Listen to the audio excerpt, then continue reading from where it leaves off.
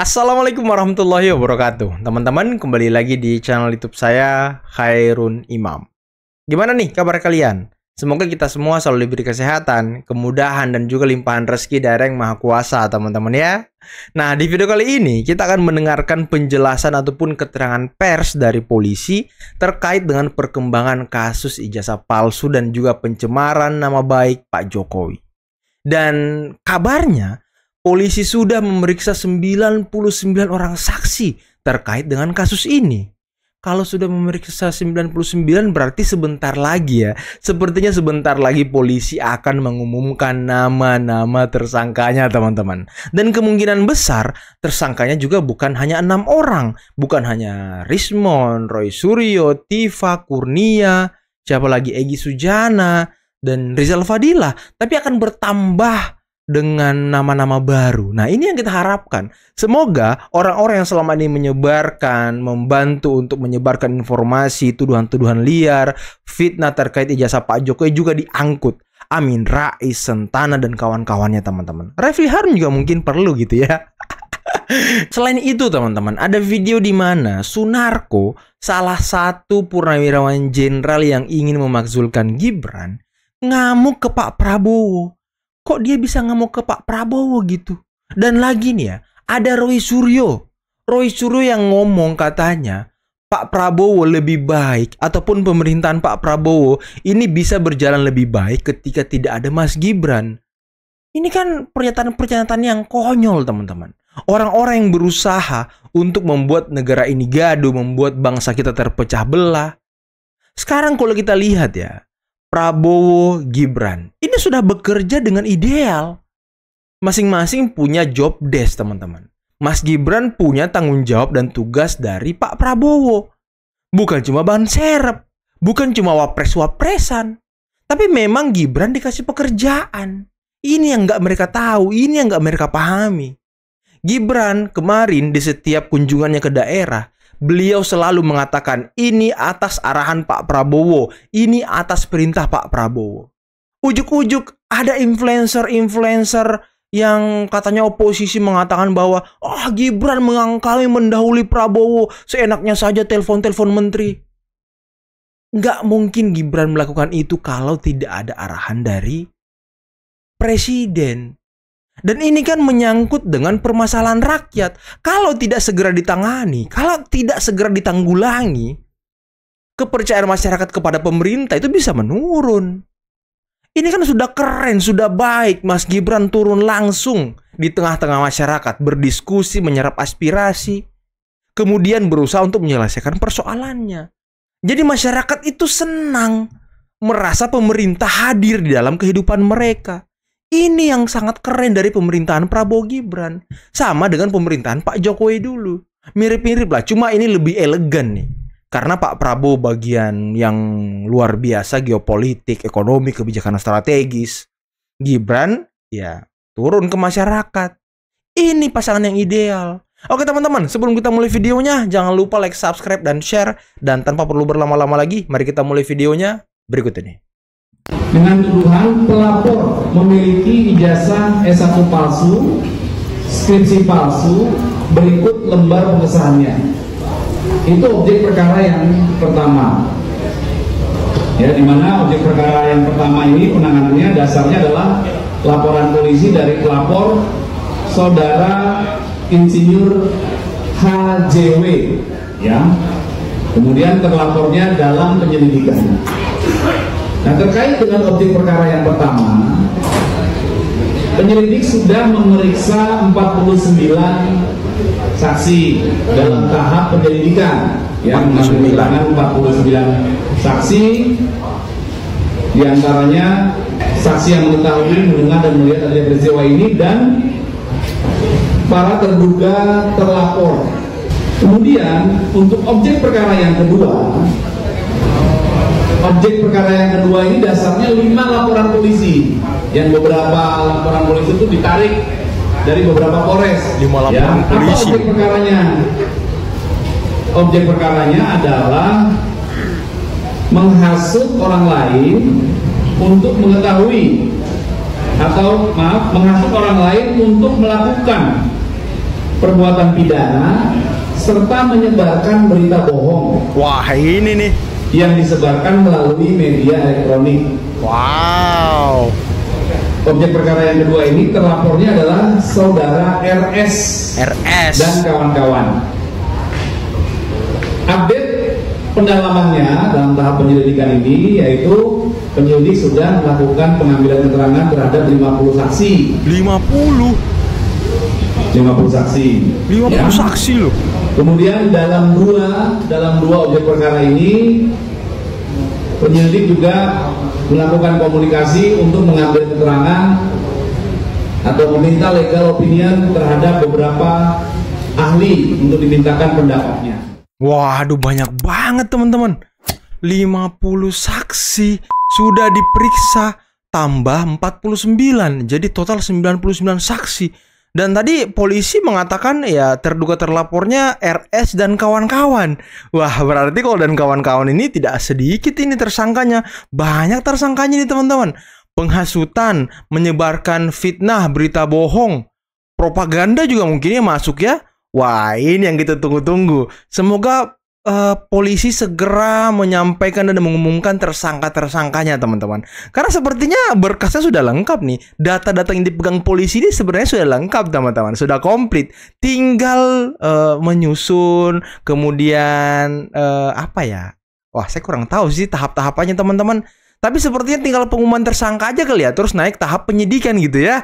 Ya semoga secepatnya teman-teman. Semoga sebelum masuk bulan 7 sudah ada nama-nama tersangka yang diumumkan polisi ya kan? Menurut saya pemerintahan akan lebih baik kalau Pak Prabowo bisa berjalan tanpa ada wapres seperti Gibran yang telah melakukan. Bagaimana bisa?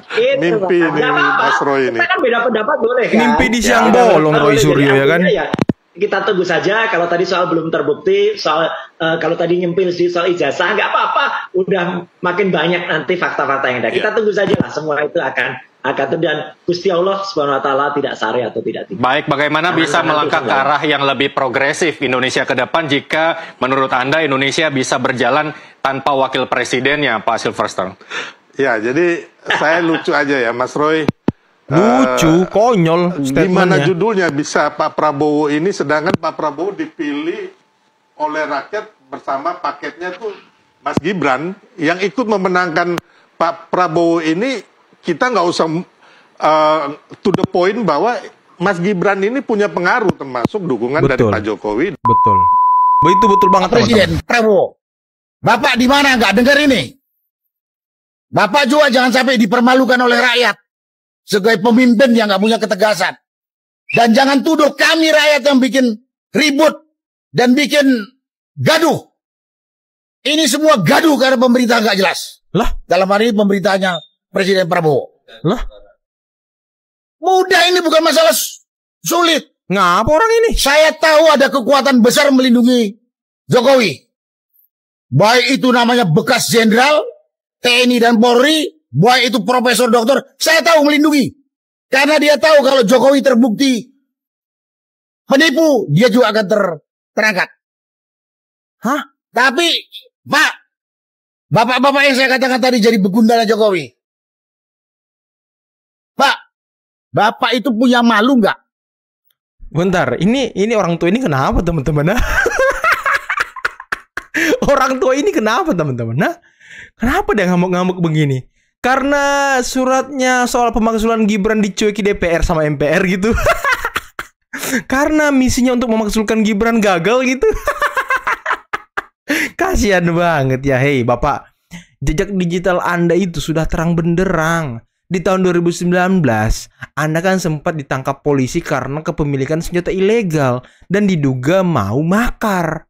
Itu jejak rekam Anda. Makanya sekarang kalau Anda teriak-teriak di luar sana demi bangsa dan negara, kayaknya sih nggak ada yang percaya gitu Pak. Nggak ada yang percaya sama Bapak deh, serius. Dan tadi Roy Suryo, orang yang juga sepakat dan setuju dan mendukung pemakzulan Gibran, juga mengatakan hal yang sama. Katanya apa tadi? Jelas kan Roy Suryo bilang, pemerintahan Pak Prabowo Gibran ini, pemerintahan Pak Prabowo ini akan berjalan lancar dan baik kalau tidak ada Gibran. Aduh, inilah orang-orang halu, orang-orang yang nggak, apa ya, mau kita bilang nggak ngerti tata negara, tapi ya mantan Menpora. Ya gimana gitu cara berpikir orang ini? Saya juga heran teman-teman. Heran bin ajaib gitu. Ada manusia-manusia seperti ini. Sunarko lagi. Dulu ditangkap. Yang menjamin dia Pak Luhut. Kalau nggak salah Pak Wiranto juga. Sehingga dia bisa bebas. Sekarang ya Allah. Bikin gaduh lagi. Bikin ribut lagi bangsa ini. Menyeret-nyeret lagi Pak Prabowo. Yang dimana Pak Prabowo sama Mas Gibran sedang sibuk bekerja untuk rakyat. Menyelesaikan problem-problem di masyarakat. Datang mereka bikin ribut, datang mereka bikin gaduh. Orang-orang begini, aduh udahlah. Kalau kata Bang Firdaus Oyobo, bikin sana negara panci sendiri ya kan. Juga saya himbau sini, keluarga dari bapak pelindungnya ini. Malu gak? Kalau punya pimpinan rumah tangga, penipu juga. Kau makan lagi hasilnya dari hasil menipu itu. Siapa yang menipu? Hah? Itu di dunia, di akhirat. Kita lihat nanti. Kita ketemu di akhirat bareng-bareng semuanya. Ini paham-paham Kenapa mereka saya ngomong ini. seperti ini? Masalah sederhana mudah dipersulit karena banyaknya manusia busuk. Apa itu? Saya bilang yang busuk itu bukan hanya Jokowi, pelindung-pelindung dia itu. Yang saya kata-kata tadi ada mantan jenderal TNI, mantan jenderal polisi, profesor doktor, itu lebih busuk lagi. Maka itu mulai sekarang ini sadarlah. Sadar kau. Dan coba hidupkan lagi, bangunkan lagi rasa malumu. Anda kayaknya harus sadar, Udah cukup Pak. puas kok kau di dunia 10 tahun ini. Anda yang harus sadar kayaknya ya. Saya nggak bisa jawab itu. Tapi pada kesempatan ini, saya yang mengimbau, saya minta Presiden Prabowo bersikap tegas. Ini bukan masalah rumit, bukan masalah sulit. Sangat sederhana. Tinggal pegang kepalanya Kapolri, bongkar jujur, selesai. Kapolri dilawan, bukan ganti, gantung.